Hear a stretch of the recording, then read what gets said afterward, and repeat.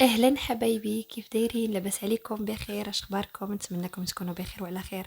رجعت لكم مجددا في القناه الثانيه بلي توتوريال اللي كنتو عرفتوني بهم في القناه الاولى، واللي كنتو توحشتوني فيها بزاف بزاف، وغيرت ليها المحتوى تماما ورجعت باش نولي نستقبلكم في هذه القناه هذه، واللي نتمنى انها تضمن الاستمراريه معكم، تضمن اكيد اكيد اول حاجه النجاح، وتضمن شي حاجه اللي ترضيكم. اليوم غادي نجيو لهذا التوتوريال اللي كنتو شفتو معايا في البدايه، وغادي نبداو اكيد بالترطيب. وهنا كنحط لو بلور، يعني من بعد ما حطيت لا كريم هيدراتونط ديالي، حطوا اي كريم كترتاحوا ليها. لو بلور كيجي كيسد دوك المسام اللي كتكون واسعه وباينه، وكتعطي واحد الشكل غير مرتب للفون دو تان، وكيبان في التصاور في الشكل هذا. كيجي كيعطي ان تان فوتوشوبي كيف ما كان لو فون دو تان ديالك. كيعاون كذلك على انه يجليسي او لا يزلق بواحد السهوله، وكيف قلت لكم كيعطي واحد الجماليه وواحد الشكل مرتب لو تان ديالك. فانا اختاريت اللون اللي كيناسبني، تختاروا اي لون كيناسبكم بالنسبه للو فون دو تان اللي كيتواتى مع البشره ديالكم. اي دونك هنا كنوزعو كالعاده. تقدروا توزعوه بالفرشات الا كنتو مستانسين بها باي حاجه عندكم. انا الميساج اللي جيت نوصلو هنايا هي انه نخدموا بالوسائل اللي حنا كنرتاحوا ليها، ماشي ضروري نقلدوا الغير. ماشي بالضروره يكونوا عندنا دوك الوسائل الكبار اللي يقدروا يكونوا فرش اللي ماشي في المستطاع ديالنا اننا نشريوهم. فكيف شفتوا معايا اليوم فكرت اننا نجي ندير آه، لو تان ديالي هكا بوسائل اللي قد الجيب ديالكم. انا عندي لي براش ديالي، ولكن اليوم فكرت انني نجي نديرها هكا اون موس، شي حاجه اللي غادي نلقاوها في جميع لي تروس. اي فوالا كيف شفتوا كنوزع عفوا على الوجه كامل. الا سمعتوا صوت خفيف لان وليداتي ناعسين، والساعه اللي كندخل فيها الصوت ساعه متاخره من الليل عفوا. فالمهم تسمحوا لي بالنسبه لاول فيديو، نتمنى انني نلقى الاراء ديالكم ولي كومونتير ديالكم، وتقولوا لي الالوان اللي كتبغيوني نخدم بها. وان شاء الله ان شاء الله تشوفوني جوج مرات في الاسبوع. نتوما تختاروا النهارات، انا قلت مع راسي غادي توليو تشوفوني دائما 3 والسبت الا كان هادشي كيناسبكم. واكيد الاختيار كيرجع لكم نتوما، وانا ما عليا الا ننفذ. هنا كنرجعوا لونتي سيرم ديالنا اللي كيف شفتوا بما ان الوجه ديالي ممتلئ، فكنفضل انني نحطو باش نعطي واحد الشكل الوجه ديالي بانه ليفتي وطالع شويه الفوق، يعني ما كنبرش الخدود ديالي. فكنجي كنحط لونتي سيرم هنايا الداخل ديال مدمع العين، وكنطلعو شويه بحيث انني ما كنبغيش نبرز ديك بين قوسين الكحوله ديال العين حتى في العين الداخل. نتمنى انكم تكونوا فهمتوني. ثم الخارج ديال العين باش كتجي ديك لاي ليفتي، كتجي مهزوزه بحال هكا الفوق، وغادي يزيد يبان لكم هذا الشكل هذا من بعد ما غيترسموا الحواجب. المهم كيف شفتوا معايا كنطابوطي بديك ليبونج اللي عندي، وكنزيد نساعد ان لونتي سيرام ديالي يدوب بفعل الحراره ديال الاصبع ديالي. المهم احسن احسن احسن اداه بالنسبه لي تقدروا تخدموا ليها من بعد ما كتكون بطبيعه الحال مغسوله وديزانفيكتي هي يديك. الا كنتي شاكه ان يديك ما معقماش بالشكل الصحيح، من الاحسن انك تستعملي الفرش اللي اكيد تكون نقيه وتستعمليها لوجهك. الوجه كيبقى شي حاجه اللي حساسه. من بعد كيف شفتوا معايا هنايا كندير اون بودغ لي كومباكت. علاش؟ لان هذيك المنطقه ديال حول العينين عندي شويه ناشفه، وإلا درت ليها اون بودغ ليبر غادي تزيد تبين المشاكل ديال الجفاف. فاختاريت انني ندير هاد لا بودغ هادي. وهذه نصيحه ولا اول نصيحه غنعطيها للبشره الجافه. بالنسبه لباقي الوجه عندي عاديه جدا، ما عنديش فيها مشكل. ما بالنسبه للمنطقه ديال حول العينين فكيف شرحت لكم كندير ليها هاد لا بودغ هادي. من بعد كنمشي لا بودغ كونتورين او لا بودغ ديال لو كونتورين ببساطة اختاريت هذه ديال كيكو لأن المنتجات ديال كيكو يعني برهنات على الجودة ديالها، وكتعرفوني كنت كنستعملها من قديم، يعني من بداياتي في اليوتيوب. بالنسبة للناس اللي أول مرة غادي يشوفوني، هذه ماشي أول قناة عندي، هذه القناة الثانية كيف شرحت في الأول. والقناة الأولى كنت باديها كذلك بالمكياج، ولكن تغير المحتوى ديالها كيف شرحت آه، نظرا للطلبات إلى آخره.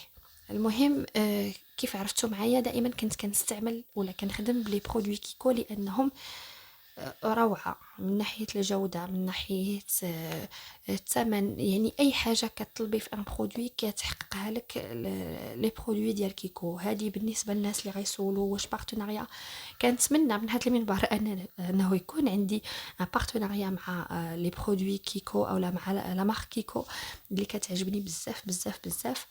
اي فوالا دونك بارونتيز فيرمي. المهم كيف شفتوا حطيت لو كونتورين ديالي. بالنسبه للخدود كيف قلت لكم عندي الوجه ممتلئ.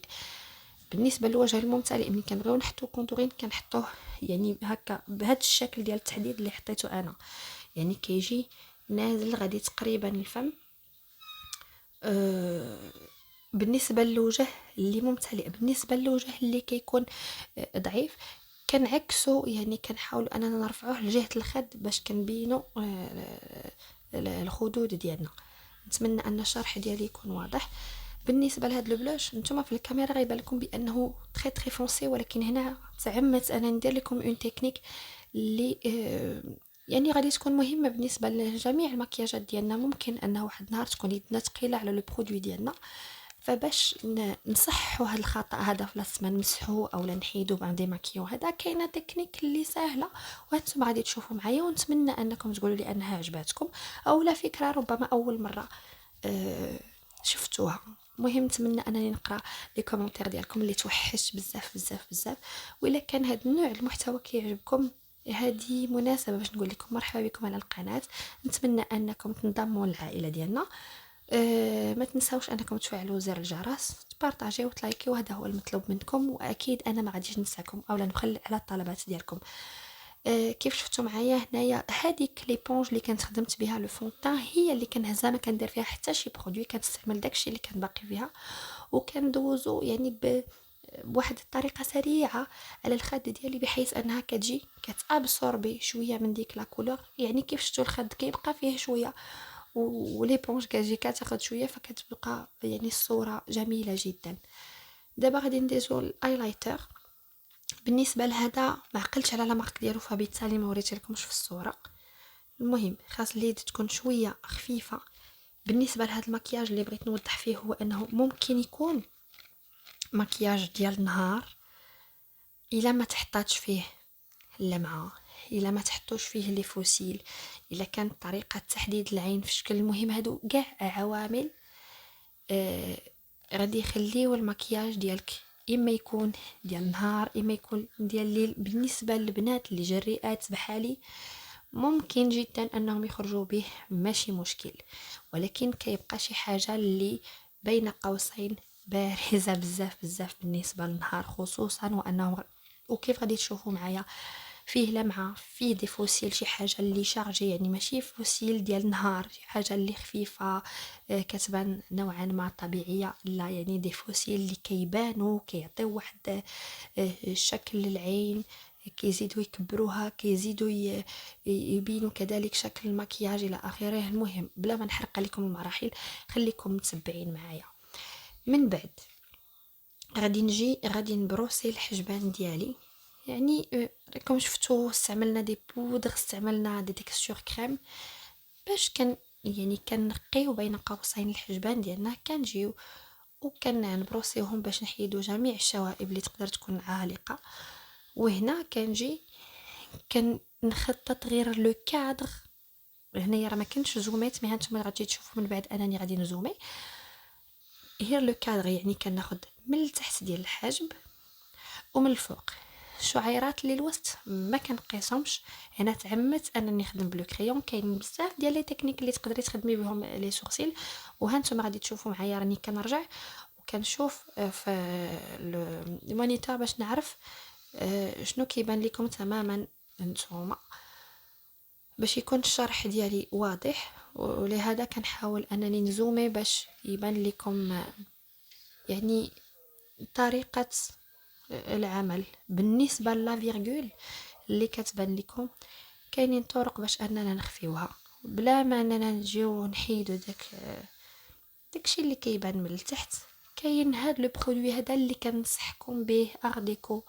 كيف قلت لكم، الناس اللي مولفه بين قوسين الخدمه ديالي ولي ماكياج ديالي عارفيني انني كنحماق على هاد لو برودوي بصوره خياليه، لانه فعلا ممتاز. ما كندير ني كومون دير ني انتي سيرني حتى شي حاجه. هذا الخدمه ديالو كيف مكتوب عليه كريم دو كاموفلاج، يعني كيجي كيغطي الا عندك تاتواج مثلا خاسر قديم، شي حاجه ماشي هي هذيك، المهم ديفو عندك في الحاجب، هذا كيجي كيغطي كل شيء. ارديكو سي مارك اللي حتى هي فيابل وتثقي فيها، ولي برودوي ديالها زوينين بزاف. استعملت عندهم لي باز لي فونطان وهادو لي كريم دو كاموفلاج زوينين بزاف. من بعد ما حددت لو كادر هانتوما غادي تشوفوا، يعني راه ما باينش كاع التخطيط ديال القلم. وجيت وعمرت فقط بالماسكارا دائما وابدا من عند كيكو. هادشي ما كيمنعنيش انني نجرب لي برودوي اللي كيخرجوا جداد، ولكن منين كنثيق اون برودوي وكتعجبني الخدمه ديالي راه كندور حتى كنعيا وكنولي ليه. هادو من ضمن المنتجات ديال كيكو اللي شحال ما شريت ديال المكياج شحال ما كنولي نرجع، لانها ما نقدرش نبدل بشي حاجه انا ما عارفاهاش ولا ما تيقاش فيها. كنبدل على قبلي انا اما لي كليونط او شي حاجه واحده اخرى، كنفضل انني نخدم بشي حاجه اللي تايقه فيها، ونتمنى ان الفكره تكون وصلت. بالنسبه للمكياج دي زيو، الوحده مبتدئه اكيد انها خاصها تبدا من الحاجب لتحت، وكل وحده وطريقه العمل ديالها. من الا غادي تبداي من الحاجب وانتي هابطه، من الاحسن انك تبداي بان كولور نوتر، ان بيج و ان بلون. قبل ما نحطوا هادشي هذا كنحطوا اون باز كيف قلت لكم ولا انتي سيان، ولكن انا بما انني دايره لا كريم دو كاموفلاج يعني كانت الفوزي اوفيس، ولا كانت بمثابه داك لا باز ديال لي فارا بوبير، بحيث انها تبتت لي اللون بشكل اللي بارز وكتعكس تماما اللون ديال لو فار بوبير اللي اختاريت. خديت ان بانسو بول من عند كوستال سنت، اللي كذلك دي بانسو اللي كنستعملهم من شحال هادي ما عمري ما لقيت معاهم مشاكل. واللون كنجي كنحطو في الكسره ديال العين، ومن بعد كنبدا نستومبيه، يعني كنبدا ندمجو وكنطلعو باش كنعطي واحد الشكل اللي مميز للعين ديالي. من بعد غادي ناخذ ان بانسو بلا من نفس لا باليت، غادي ناخذ واحد اللون اللي كيفاش غادي نقول لكم فلويو، ولكن هنا ما كيبانش بنفس ماشي بنفس الدرجه، ولكن بديك الحده اللي كنت انا كنساينها منه. فغنزيد نبرزو هنايا بلي بايات، وغادي يبان لكم شكل المكياج تماما تبدل. بالنسبه للبنات اللي غيبغيو هذا مكياج يومي، ممكن جدا ومن الاحسن ويستحب انهم يوقفوا في هذه المرحله هذه، يعني في هاد جوج ديال الالوان يجيو ممكن يحددوا بتريد لاينر ماسكارا، وهنا المكياج غيكون كامل ان بتي غلوس ولا روج على ليفر، المهم يختاروا اللي بغاو. هنا كيوقف المكياج لو جور. ممكن الناس اللي كتبغي مثلا تكحل ممكن كذلك انهم يكحلوا، ولكن في هذا المكياج هذا كنفضل انهم ما يختاروش شي حاجه كحله، يمشيو شي حاجه بلو دوس، شي مارون شي بيج شي حاجه بحال هكا، وغيطلع المكياج رائع جدا جدا جدا. انا لانني كنبغي المكياج، وسمحوا لي على هذه الكلمه، كنبغي المكياج الجريء والمكياج البارز، خصوصا وانني هنا كنصور خاصني نبين شكل العين كيفاش هو بالنسبه لي انا، غير مني المرايه ومني الكاميرا كان بالنسبه لي باين، عفوا بالنسبه غير مني المرايه سمحوا لي كان باين، ولكن مني الكاميرا لا، كان لابد انني نزيد ديك اللمعه. وغتقولوا لي هو غير كتسبي علينا لانك كتبغي لي بايات، فعلا كنبغي لي بايات، ولكن بالنسبه للتصوير كيولي حاجه واحده اخرى.